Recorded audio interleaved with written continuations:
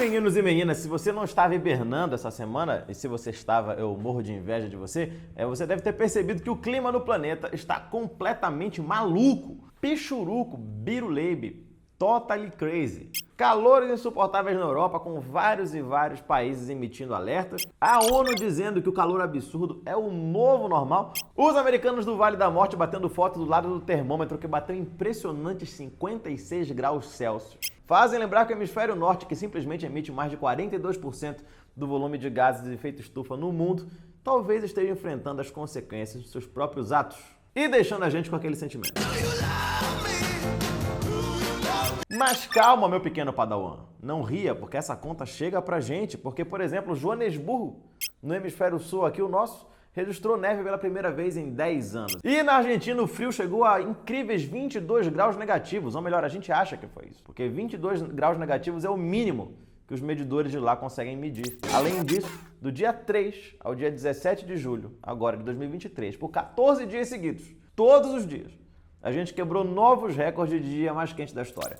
E isso já pode ter mudado porque eu só tive acesso aos dados até o dia 17 de julho, nesse momento. Mas o mundo pode acabar que só duas coisas permanecerão: as baratas e a ignorância. Por exemplo, esse ser humano aqui, ó, o Antônio Fernando Pinheiro Petro, então secretário de Mudanças Climáticas da cidade de São Paulo, negou tudo isso num evento da OAB sobre mudanças climáticas. O planeta não será salvo por nós. Ninguém salva o planeta Terra. Geralmente ele se salva sozinho. Ele o faz há 4 bilhões e 300 milhões de anos. E muda o clima em todo esse período. Quando o planeta se salva, geralmente ele se livra do que está na superfície dele. Já o fez várias vezes. Aí a gente viu que sim, o ser humano é capaz de causar mudanças horríveis no clima. Foi só ele falar que o clima ficou horroroso. Mas depois disso, o secretário do Ricardo Nunes pediu demissão. Mas a pergunta é, o que são eventos climáticos extremos? Uma chuva forte é um evento extremo?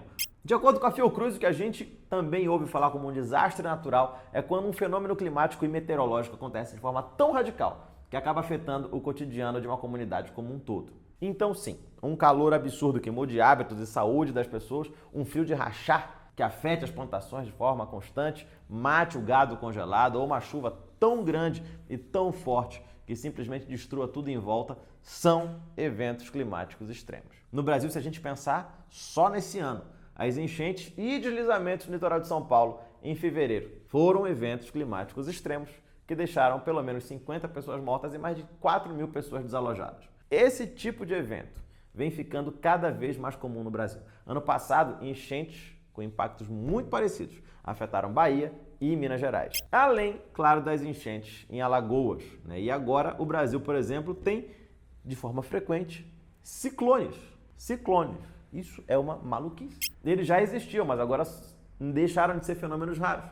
Agora estão frequentes e destruidores. Um estudo da Unifesp, publicado em abril desse ano, apontou que o litoral do Espírito Santo é uma das áreas mais afetadas pelas mudanças climáticas. E não por acaso. Atualmente, são registrados 21 eventos extremos por ano na região. Há 40 anos atrás, a média era só 7. No litoral gaúcho, outro dado que chamou a atenção foram as temperaturas mínimas do dia, que agora estão ficando cada vez mais altas.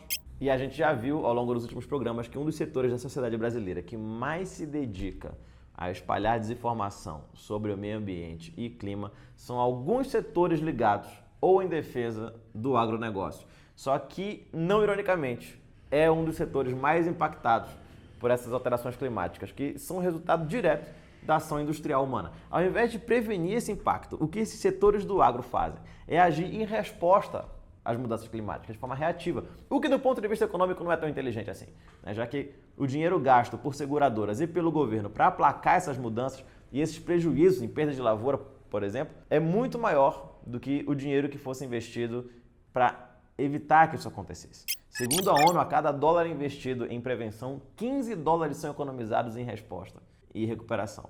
Mas não é só o agro que sofre. Na verdade, a parcela da população que mais é afetada pelas mudanças climáticas e eventos extremos é a população mais pobre. Quando a gente vê esses eventos extremos acontecendo, a primeira coisa que a gente pensa é sobre o impacto a curto prazo. E esse já é muito grande e horrível para a população mais pobre, como a perda de casas e objetos numa enchente ou um deslizamento de terra, pequenos agricultores que perdem suas plantações pela seca ou pela chuva intensa, que impacta diretamente na subsistência e o endividamento dessas famílias.